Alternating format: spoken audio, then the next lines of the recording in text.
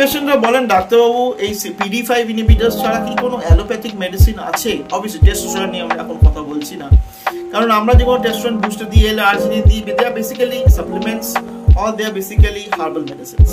এখানে বলতে চাই হ্যাঁ আছে। ইয়োহিম্বিম বলে একটা ওষুধ পাওয়া যেত আগে, খুব কমন, এখন আমাদের দেশে খুব একটা পাওয়া যায় না, because it is part of মানে অনেকগুলো কম্বিনেশনের সাথে ব্যান্ড হয়ে যায়।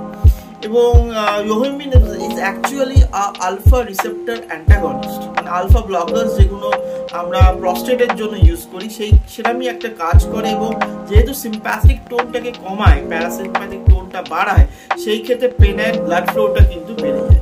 পেনাইল ব্লাড ফ্লো করলে অবভিয়াসলি ইরেকশন ভালো হবে। এছাড়াও এর একটু হার্টের প্রো কার্ডিয়াক এফেক্টস পাওয়া যায়, যারা angina like chest pain, just like PD5 inhibitors মানে সিলডেনাফিলের মধ্যে অ্যাংজাইনা লাইক চেস্ট পেন যাদের হেল্প হয়, ওয়েট লসে হয়তো হেল্প করতে পারে।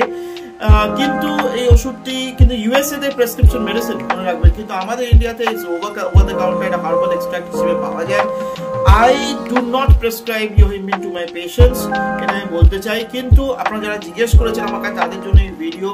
Maybe in the future Yohimbine can come back, কারণ একটা অ্যালোপ্যাথি মেডিসিন, একটা গাছের শিকড় থেকে তৈরি, but it's an allopathic medicine, এটা সাইন্টিফিক বেসিস, হয়তো ইট ক্যান হ্যাভ গুড মানে অন্য মেডিসিনের সাথে আমরা দিতে হতে পারি।